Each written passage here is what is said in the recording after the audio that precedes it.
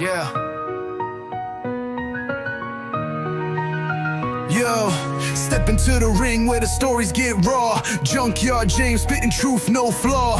Beyond the junkyard, the tales collide. Wrestling's wild side, come and take the ride. Chairs fly, ropes snap, legends unfold. Every move, every slam, the drama is gold. From the underground brawls to the title fights, we break it all down under spotlight nights. Beyond the junkyard, where the stories get told. Steel cages, bright lights, the moment so bold. From the past to the future, the mat stays strong. Junkyard James, keep it real all day long. Tune in, strap up, it's about to get wild.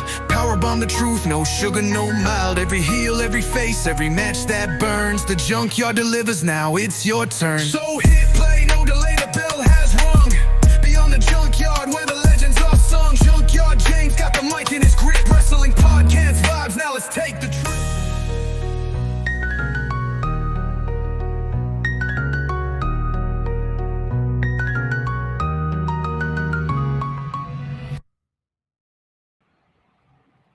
What is up, everybody? Welcome to episode 143 of the Beyond the Junkyard podcast. I am your host, Junkyard James. This is the Saturday show. Thank you all for tuning in. And I wanted to, as we start this episode, let you know what about some changes that are going to take place on this Saturday show, and we'll start with this episode. The biggest change is going to be just basically, like I used to handle this Saturday show as an extension of the Thursday show, and I would just create a second show with multiple segments and multiple stories that I wanted to talk about in the wrestling business. We started this Saturday show doing things like Smash or Pass and trying to make it more of a community-based show where we could have a little bit of fun, but I'm transitioning this at least for the next few months until we hit back into like the peak season of wrestling, and where I can have two shows that are, an hour or longer each. I'm transitioning this show to really be my monologue, my rant of the week. And we have the Mid-Carter Meltdown on Thursdays, but this is going to be like a topic about the wrestling business that I feel pretty strong about, and I want to take 30 to 45 minutes to break down, and sometimes it may just be an extension of what my Mid-Card Meltdown is on Thursdays, and sometimes it's a completely different topic that I just want to kind of break down and discuss. And so we'll start with that. Today's episode, I don't want it to be much longer than 30-35 minutes, because there's a lot of content, and I've on social media and everything, and I understand that the shorter the content, the more the likelihood of people staying and watching the whole thing. And I don't want to just put a bunch of filler stuff in this show. So without further ado, folks, it's everybody's favorite part of the week. It is time for the monologue.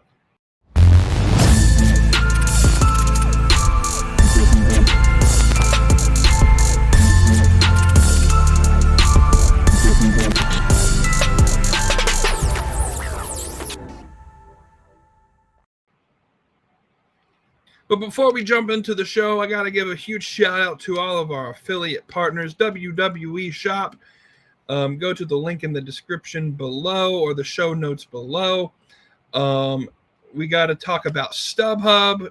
That link's also below. But W.GG, they power this show. Use the code Beyond the Yard to get 10% off of your order at W.GG. I just bought some W product, and I can't wait for it to arrive and see how it is. And it's a new flavor. I can't wait to try it. But W.GG, they power the Beyond the Junkyard podcast, 10% off using code Beyond the Yard at checkout. All right, folks, let's jump in. Today we're going to get into a conversation I think that's been bubbling under the surface for quite a while now. I've kind of hinted at it for a little bit, and honestly, I truly believe that it is one that WWE does not want you talking about. And I'm talking about their infatuation in this recruiting model known as next in line, the college athlete recruiting model, the NIL signings, the whole idea that they're going after football players and gymnasts and track stars and volleyball players and former athletes of all different sports, you name it. On paper, it sounds great, right? Like big, marketable, athletic people being funneled into WWE's system. But here's the reality of the situation. The model's not working. For every Braun Breaker, there's 3 or 4 that don't work, that don't make it. It's not the system, just by the mere percentages, is not creating the next big stars of pro wrestling. And I really think there are at least 2, but maybe 3 reasons why it's not working. The first is this, simple. The lack of passion of these NIL, next in line, college athletes, recruits, the lack of passion for the wrestling business. Because let's just be real for a minute. Professional wrestling is one of the hardest jobs in the world. You're bumping every night, traveling consistently. Your body's taking punishment most people can't even comprehend. You're always injured. Even when you feel good, there's probably some injury you have. And doing it without passion, that fire that says, I love pro wrestling, this is what I want to dedicate my entire life to doing, you're not going to make it very long in the business. And I think that's what we're seeing right now in NXT with this experiment of college athletes. A lot of these recruits, they never even wanted to be pro wrestlers, but they want the perks that WWE presents them. The exposure, the ability to build a brand. And let's not lie, they want money. But the reality is WWE is not paying developmental NXT rookies main roster money. In fact, they're paying far from it. What's it? Roman Reigns makes $10 million or so a year, I believe. And these developmental contracts are $75,000, maybe $100,000. So it's far from the main level money. And so what happens is you get these athletes who are used to being in the spotlight, like the best of the best in the college game, suddenly realize, wait, I'm making scraps compared to the best of the best. I'm busting my ass in a performance center while people like my peers and other college athletes are taking other ventures, making way more money than I am without risking their health. I mean, let's look at some examples. You had Lexi Lete, who came in under NIL, and she had her own story. Apparently, she was bullied or whatnot, and she left, and she's doing great doing other ventures. Most recently, we have Jasmine Nix, who declined WWE's second developmental contract. But these are names or some of the people hyped up in the NIL press releases, right? High-level athletes, we are bringing them in. They're the future of the business. And where are they now? Most of them wash out. Most of them never see NXT television. And when push comes to shove, because they don't love wrestling, because most of them didn't grow up watching wrestling, because they didn't have the dream of main eventing WrestleMania, they had a dream of playing in the Super Bowl or NBA Finals or being an Olympic soccer player or an Olympic volleyball player. They used the WWE as a business opportunity. And when they realize that the business isn't paying what they thought, they jump and they vanish. And that's the second piece of the puzzle. Money.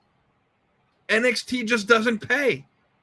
If you're an NIL athlete, you're not getting a six-figure deal out of the gate. You're grinding for developmental money while the company decides if you even want to stick around. And compare that to the other opportunities these athletes have. Because let's call it as it is. Social media pays more.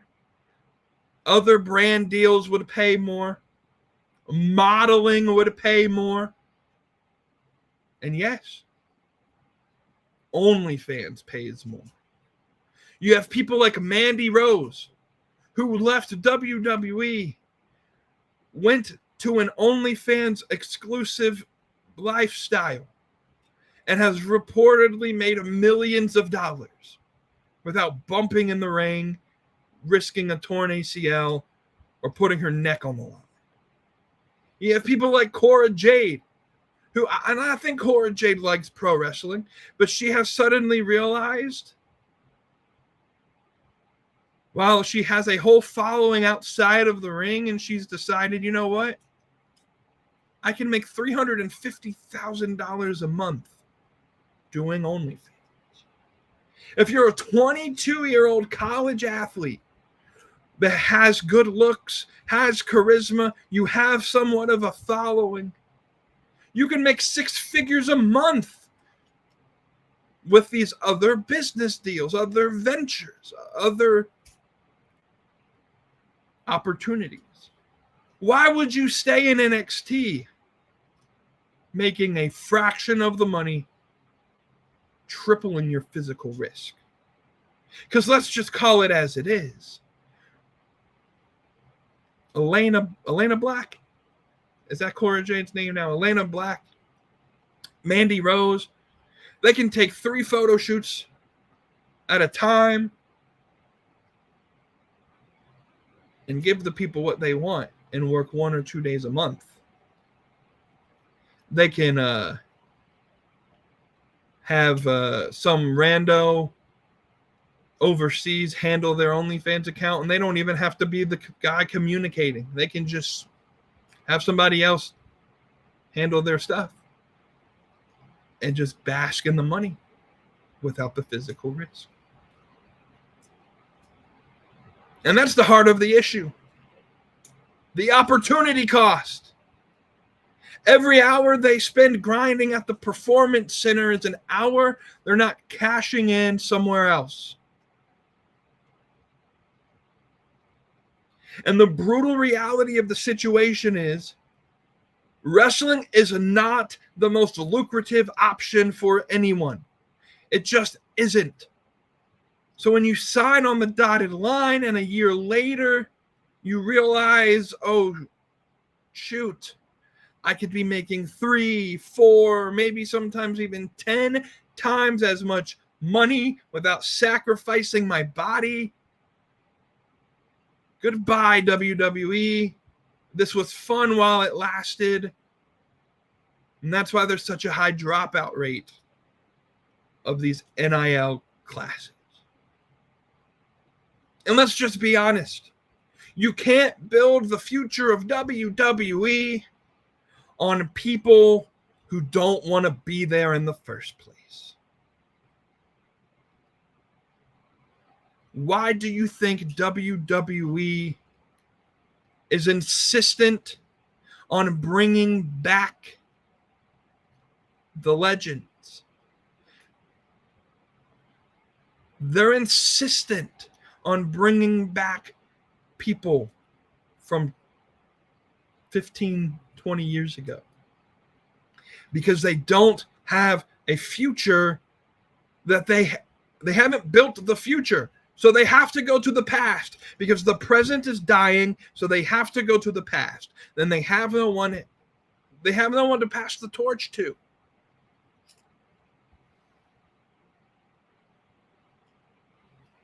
There's a handful of people in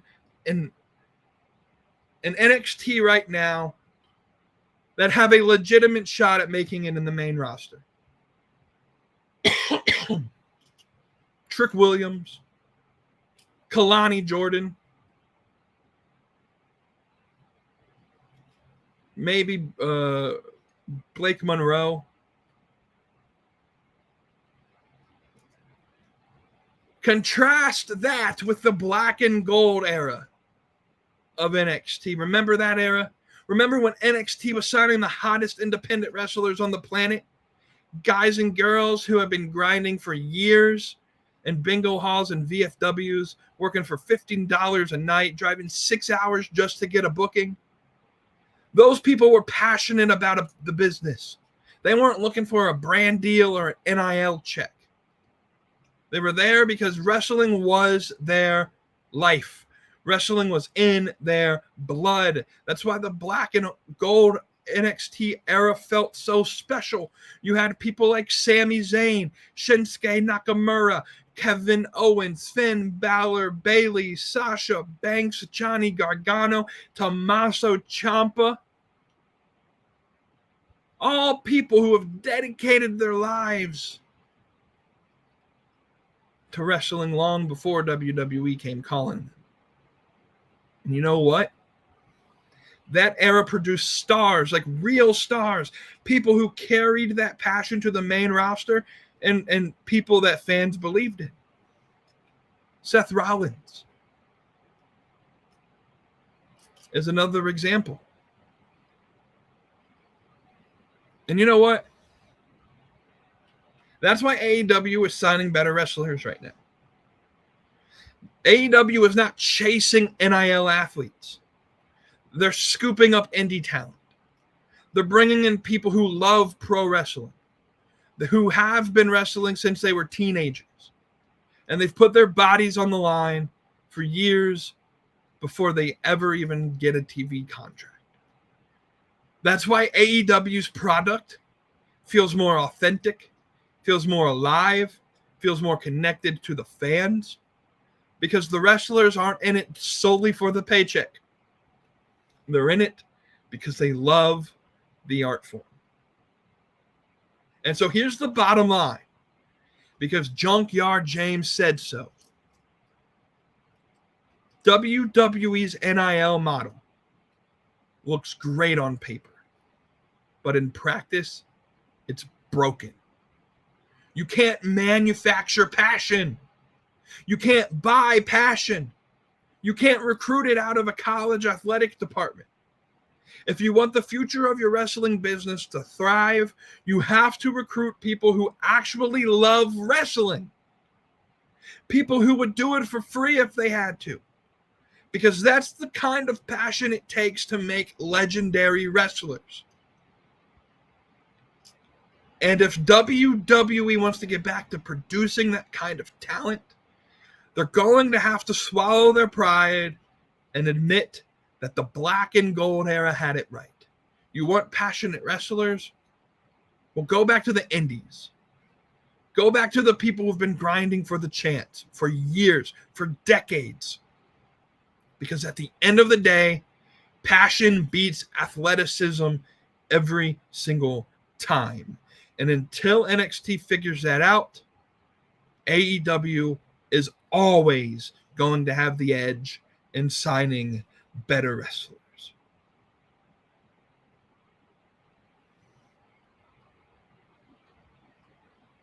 Let me know what you think.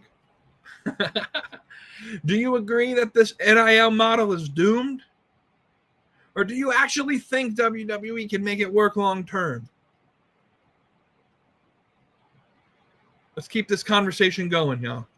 Drop a comment below. If you're watching the YouTube video, like this, comment, share, subscribe, turn on that notification bell.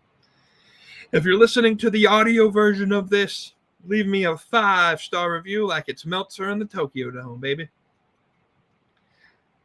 Let's keep the conversation going. This is the Beyond the Junkyard podcast, where we love pro wrestling so you don't have to. I'm Junkyard James. You can follow me on social media at IBJYJ. That's IBEJYJ. Thank you to all of our sponsors and affiliate partners.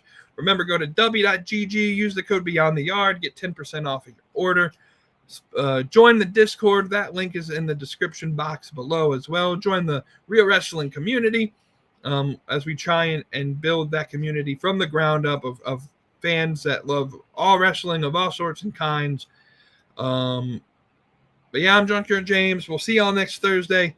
This has been the monologue on the Saturday show. Until next week, y'all. We'll talk to you next time.